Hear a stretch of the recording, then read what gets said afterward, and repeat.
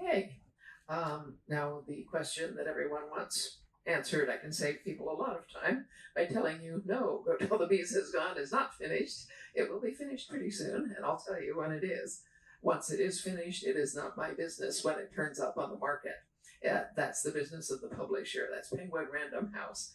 And they will decide what they think is the best on sale date for it. So as soon as they tell me that, I'll tell you. At the moment, we're getting really, really close to my being done with my part of the process. After that, there's production, which involves, copy editing, which I'm involved in, galley proofreading, etc. There's a lot of mess that goes on for 3 or 4 weeks after I finish writing the manuscript. And at that point, it can then go to press. And it probably will. When it goes on sale, sometime with luck, shortly thereafter. So, soon. In the meantime, here's a brief excerpt from Go Tell the Bees That I Am Gone. This is the Fraser family at dinner in their house on Fraser's Ridge. I'm not going to tell Brianna about it, Jamie said to me. I was sniffing cautiously at the stew I'd made for dinner, but desisted in order to look sideways at him. Why on earth not? Because if I did, she'd go because she thought I wanted her to, even if she otherwise wouldn't go at all. That was probably true, though I personally didn't see anything wrong with asking her to do something Jamie wanted done. He plainly did, though, so I nodded agreeably and held out the spoon to him. Taste that, will you, and tell me if you think it's fit for human consumption. He paused, spoon halfway to his mouth. What's in it? I was hoping you could tell me. I think it might possibly be venison, but Mrs. MacDonald didn't know for sure. Her husband came home with it from a trip to the Cherokee villages, and it didn't have any skin on it, and he said he'd been too drunk when he won it in a dice game to have asked.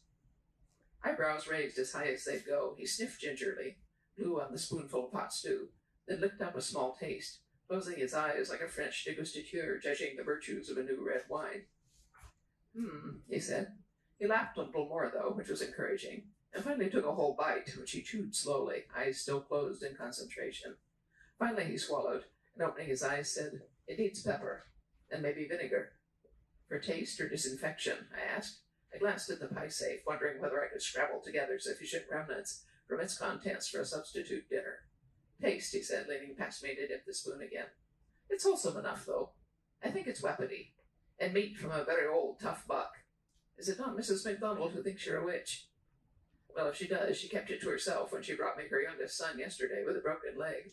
The older son brought the meat this morning. It was quite a large chunk of meat, regardless of origin.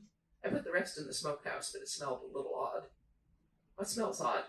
The back door opened, and Brianna came in, carrying a small pumpkin, Roger behind her with a basket of collard greens from the garden. I raised a brow at the pumpkin, too small for pie-making and very much too green, and she shrugged. A rat or something was gnawing at it when we went into the garden. She turned it to display fresh tooth marks. I knew it would go bad right away if we left it, if the rat didn't come right back and finish it off, so I brought it in.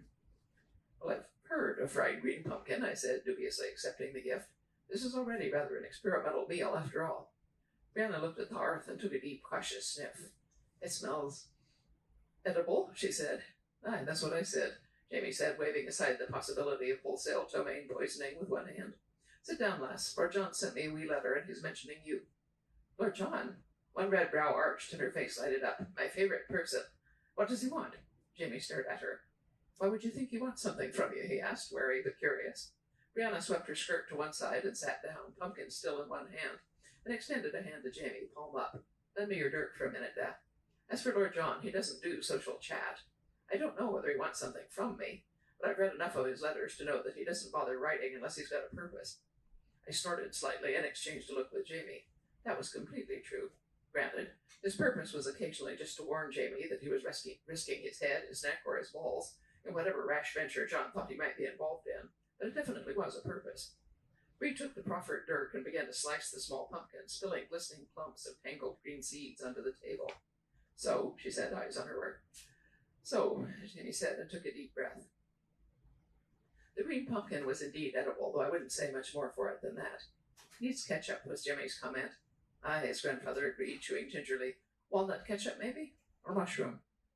Walnut ketchup! Jimmy and Amanda burst into giggles, but Jamie merely eyed them tolerantly. Aye, you ignoramuses, he said.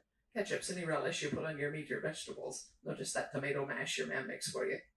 What does walnut ketchup taste like? Jem demanded. Walnuts, Jamie said unhelpfully. With vinegar and anchovies and a few other things. Hush now, I want to be speaking with your mother.